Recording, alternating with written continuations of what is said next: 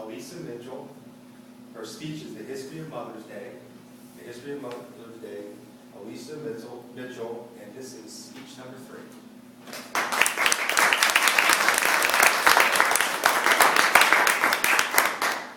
Good evening, Mr. Toastmaster members, and all of my honored guests. Mother's Day has been celebrated in America since it's celebrated on the second Sunday in May and has been celebrated since 1914. That's almost 200 years.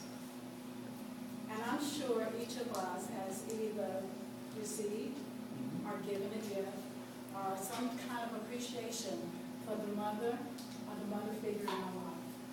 So my presentation tonight, I'm going to use my dulcet voice and I'm going to give you a quick history of Mother's Day. Mother's Day it has been rooted in ancient societies. And in ancient societies, they actually celebrated goddesses or symbols of motherhood rather than the actual mothers. The first ancient society that celebrated Mother's Day is rooted back to the ancient Egyptians. And the Egyptians had annual celebrations where they honored the goddess Isis. And they worshiped Isis as the ideal mother. The ancient Greek and Roman civilizations also had annual celebrations as well. By the 16th century, the celebrations changed. They no longer did the traditions, and they based their celebrations more on the services. So this was a result of the spread of Christianity, and so they began to honor the Virgin Mary and also the church in which they were baptized in. And that church was called the Mother Church. By the 17th century, the celebration brought into not to be focused on the Virgin Mary or the church, but now on the actual mothers. And so this day that they had was called Mother's Day, Mothering Day. Now, the celebration also became more compassionate towards the working class people because they allowed the servants and the trade workers to return to their homes.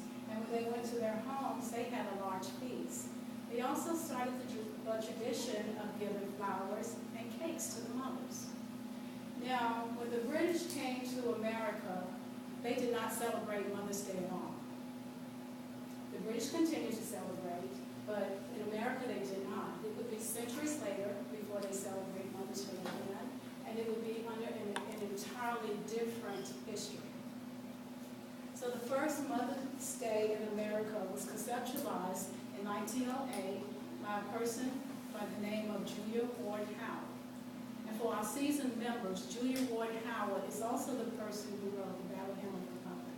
I don't know if everybody knows that song, but it's a political song and it's often heard at inaugurations. And it was also played at President Obama's inauguration.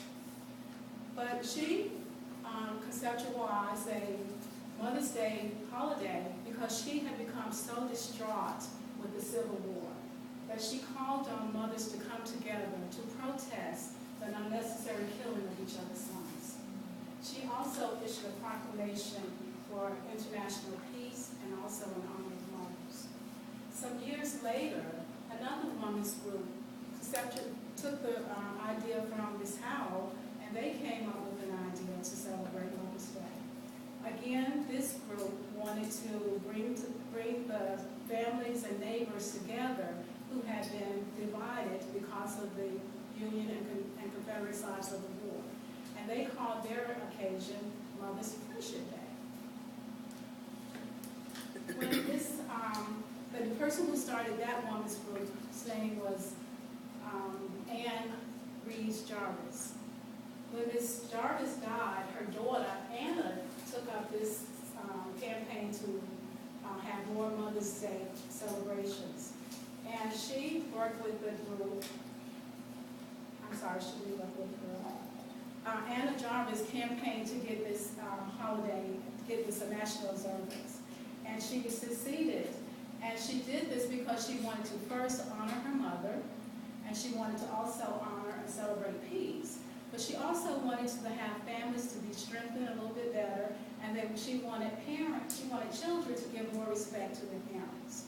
So she was successful, and she had a church service in the church that her mother passed away in, and she also had the church service at the church that her mother had been a long time in.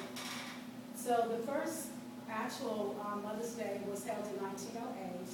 The first state to accept Mother's Day as a national observance was West Virginia, and that was in 1912. And in 1914, President Woodrow Wilson is who made the second Sunday in May a national observance for Mother's Day. Now, this has had a long history. Mother's Day has had a long history. It started first with worshiping goddesses and symbols of motherhood and honoring the Virgin Mary.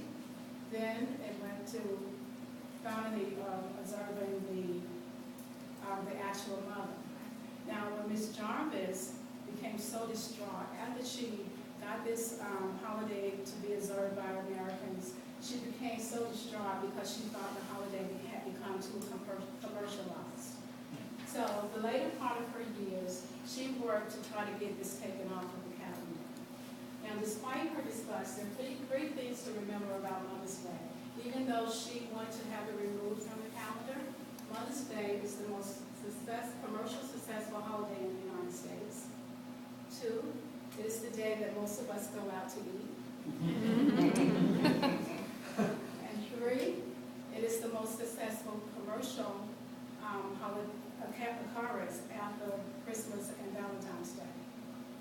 So even though she tried to get it taken from the calendar, I would venture to say that each of us know that it's rooted into our society, and I think we all enjoy showing appreciation to the person who has had the most effect